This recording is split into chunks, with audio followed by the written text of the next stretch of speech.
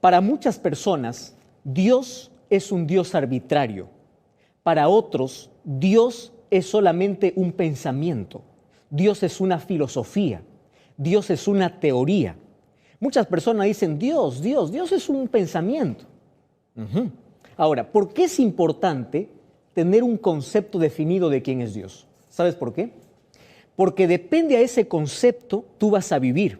Es decir, tu comportamiento, tu conducta, tus acciones, tu vida va a estar enmarcada por decisiones y tus decisiones van a estar hechas mediante el concepto que tú tengas en tu cabeza, en tu mente acerca de Dios.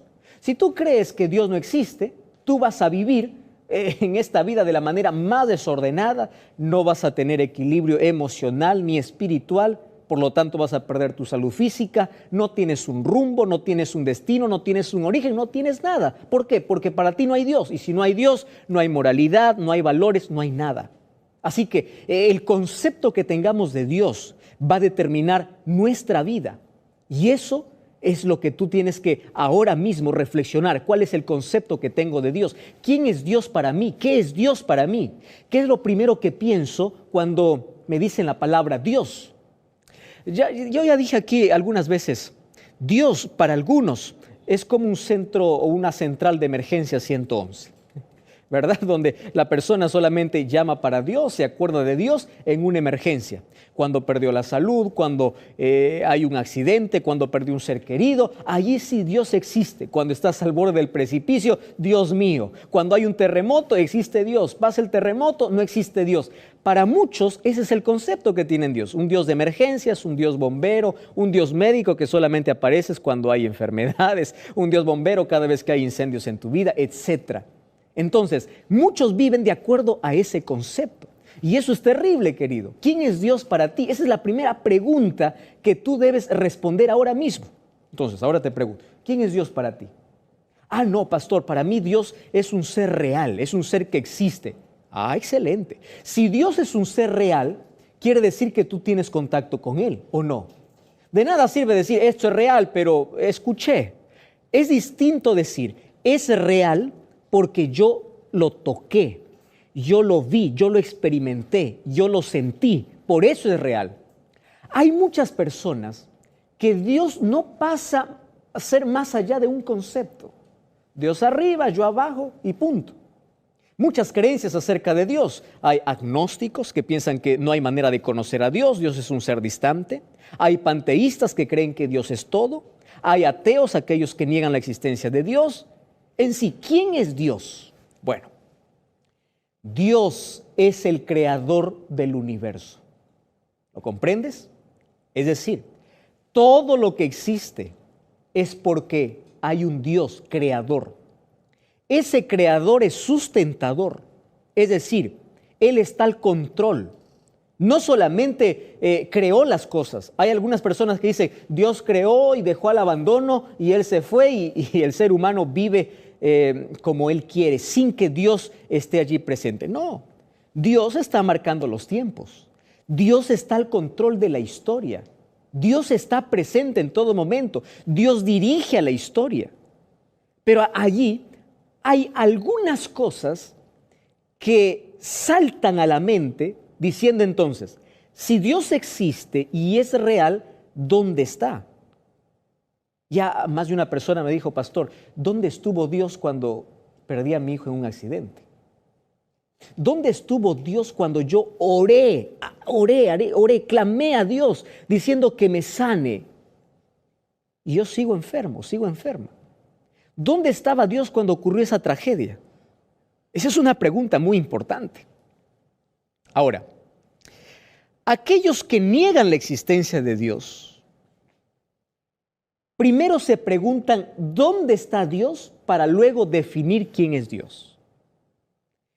Y por allí comienza el problema de todo ser humano.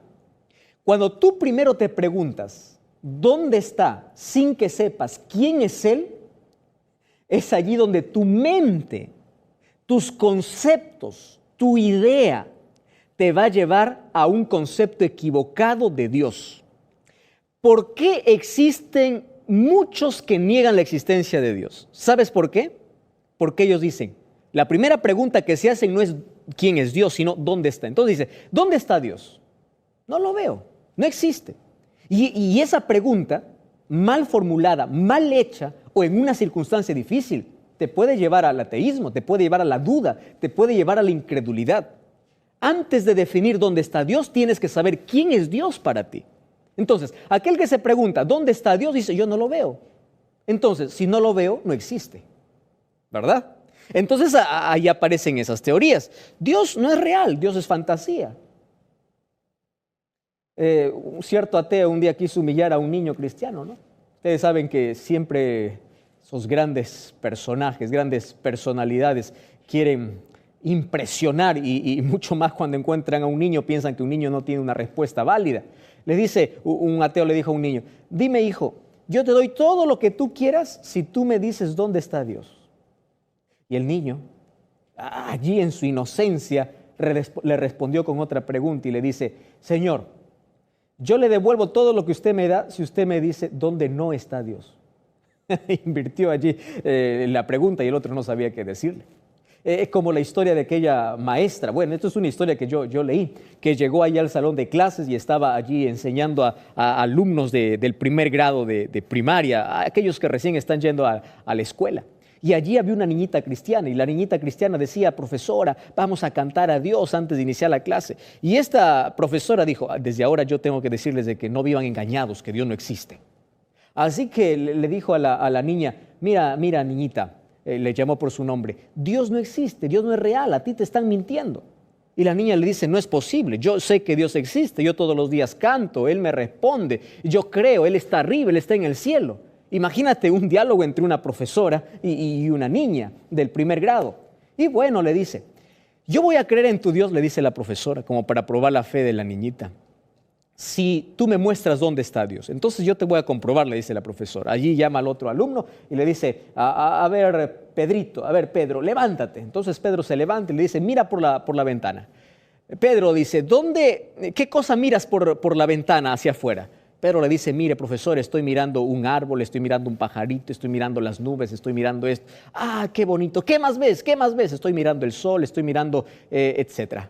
¿Y ves a Dios? No, le dice, no veo a Dios. Entonces la profesora le dice a la niña, bueno, ¿ya ves? Dios no existe porque no está, no existe. ¿Dónde está? Muéstrame.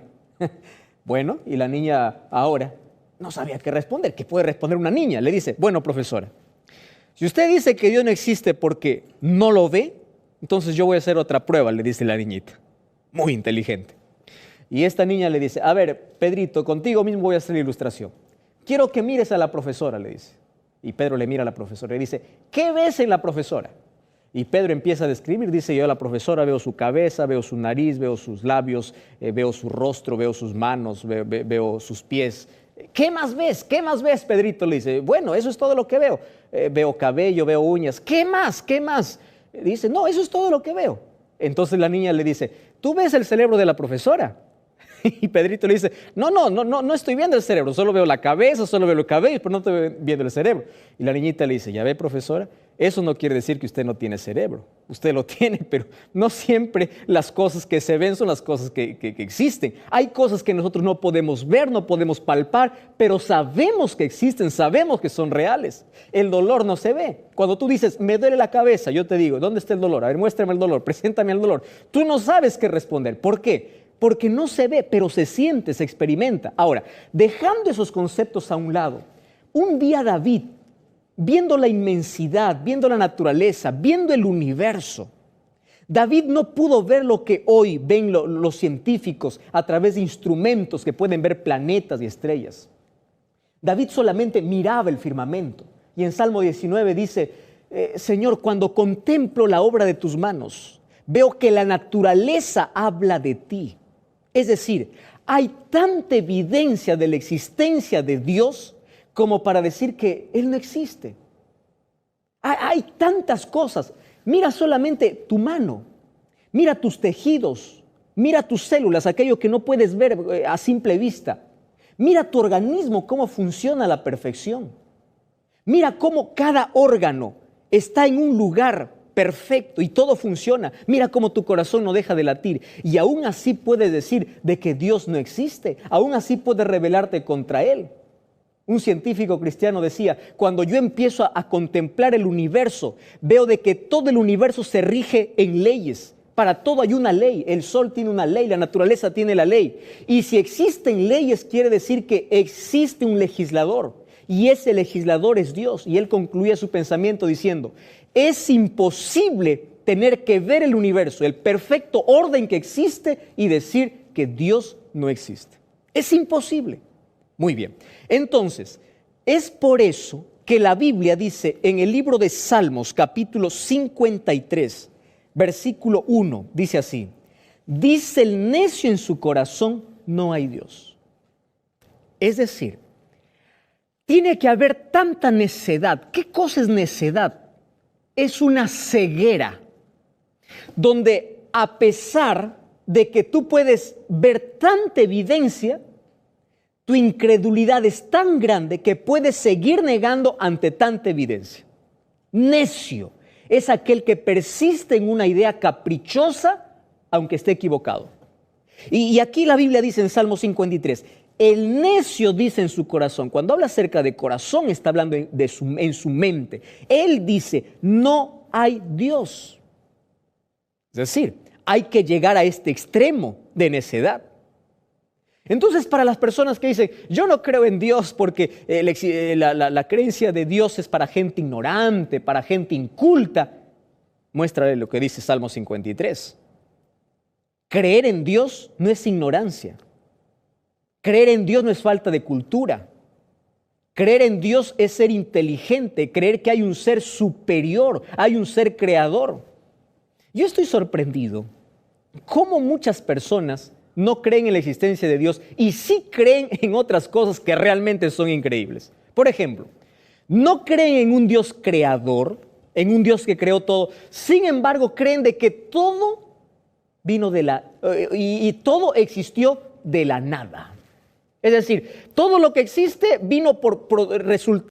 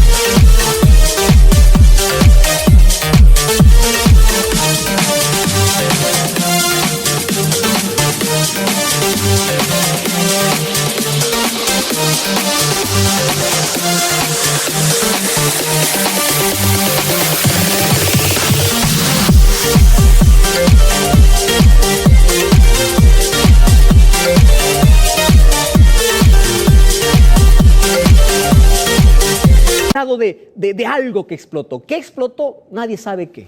¿Qué hubo antes de la explosión? Nadie sabe. Pero el ser humano se agarra a creer en eso. Puede creer en eso donde se requiere más fe. Imagínate que todo tenga un orden perfecto. Todo tiene un orden. Si es que no hay alguien que ordena, ¿cómo es que las cosas están en un perfecto orden? ¿Ya te diste cuenta que la probabilidad en un mundo es de que las cosas se desordenen y no que se ordenen por sí solas? Pero para que haya un orden perfecto en nuestro cuerpo, en la naturaleza, en el universo, significa que hay un Dios y que es real. Entonces ahora quiero responder a la pregunta, ¿dónde está? Dios existe, Dios es real. Muy bien, ¿y dónde está?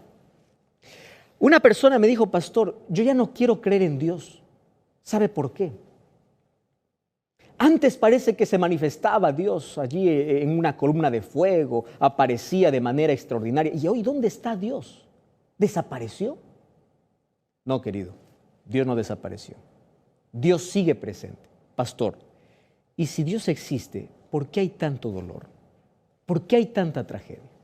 Entonces yo quiero explicarte ese asunto. Mira, El dolor es universal. Digo universal, ¿sabes por qué? Porque no solamente este mundo sufre, también Dios sufre. Ahora, ¿el dolor estuvo en el plan de Dios? No. El dolor es una consecuencia que nosotros merecemos, porque es la consecuencia del pecado. Para explicarte dónde está Dios, tengo que explicarte por qué hay dolor. El dolor es la consecuencia del pecado. Ahora, tú puedes pensar así y decir, pastor, ¿y por qué Dios no eliminó el dolor? ¿Sabes por qué? Porque sería lo más peligroso en un mundo de pecado eliminar el dolor. ¿Qué cosa está hablando, pastor? ¿Acaso no sería felicidad? No, te voy a explicar por qué. Porque el dolor nos alerta y de alguna manera nos protege para un mayor dolor. Por ejemplo, tienes fiebre, tienes malestar, es una alerta de que hay algo mal en tu cuerpo. Si no hubiese fiebre, tú podrías morir de un momento a otro. Un dolor pequeño te alerta de que tienes que tener cuidado. Ahora, imagínate el mundo sin dolor. Quiero que pienses así. El mundo se mataría los unos a los otros y fuera insensible. Yo puedo ver morir a mi padre, morir a mi madre, y yo no siento dolor. ¿Te imaginas el grado de pecado que nosotros hoy estaríamos viviendo? Si hoy, a pesar de que existe dolor, a pesar de eso, ya hay un grado de insensibilidad, ¿te imaginas cómo sería nuestro mundo si no existiese dolor? Ahora, no estuvo en el plan de Dios, pero mientras haya pecado, tiene que existir dolor. ¿Y sabes por qué razón? Porque el dolor es nuestro profesor en este mundo de pecado. A través del dolor aprendemos a ser resistentes, a confiar, a tener esperanza, a aferrarnos de Dios. El dolor muchas veces es nuestra guía para llevarnos a los pies de Cristo. Muchas personas nunca se hubiesen rendido a Jesús si no hubiese sido por una tragedia.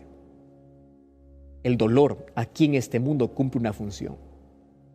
Y la función no solamente es hacernos llorar, sino hacernos ver de que somos frágiles, de que las heridas sangran, de que todos nosotros no lo podemos, de que necesitamos de Dios. Si en este mundo no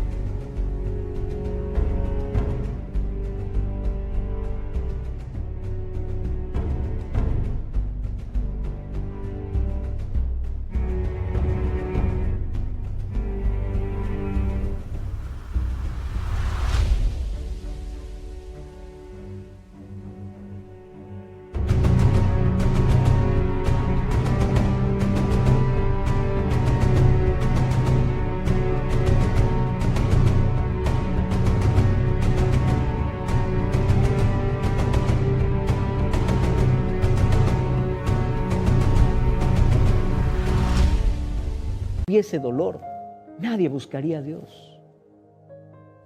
Muchas veces el dolor pule nuestro carácter. El dolor nos hace cambiar nuestros malos hábitos. Entonces, el dolor es necesario en un mundo de pecado. Pero Cristo, ¿sabes qué cosa dijo? El dolor terminará. Pero ¿sabes cuándo va a terminar? Cuando el pecado acabe. Cuando todo este pecado, este mundo oscurecido por el pecado termine. Cuando hablamos de que el pecado acabe, quiere decir que debe ser destruido el enemigo de Dios, el diablo y sus ángeles y todo lo que Él ha creado. Cuando eso acabe, entonces allí no habrá más lágrimas, no habrá más dolor. Mientras tanto, nosotros necesitamos. Entonces tú no digas en un momento de tragedia y de dolor, ¿dónde está Dios? Dios no existe. Dios está. Y Dios te ha prometido, en el valle de sombra y de muerte, en el valle del dolor, yo estoy a tu lado. Aunque solamente escuches silencio, aunque pienses de que no estoy, Aunque pienses de que estás solo, yo estoy contigo. Aunque no me veas y hasta aunque no sientas en ese momento, yo estoy. Entonces, Dios es real. Dios existe. Dios es el creador, es el sustentador, es el salvador. Dios está donde tú estás. Dios está a tu lado y nunca te abandona. Y ese Dios real quiere tener una experiencia real contigo. Tú necesitas tener esa experiencia real con Dios. No esperes que el dolor pueda enseñarte recién o pueda abrirte el camino para ir a Dios. No esperes una tragedia. Pero si es necesario, vas a tener que experimentarlo. Querido, ¿dónde está Dios cuando sufrimos? Dios siempre está a nuestro lado. Estás en un hospital, estás con una enfermedad terminal. Estás sufriendo, estás con dolor, perdiste un ser querido. Una tragedia llevó todo lo que tenías. Dios no está ausente. Dios está presente, está a tu lado y sabes dónde quiere estar, en tu vida, en tu corazón. Ese Dios que tiene al control todas las cosas, también quiere controlar tu vida, tus emociones, también quiere sanar tus heridas, quiere mostrarte un mejor camino.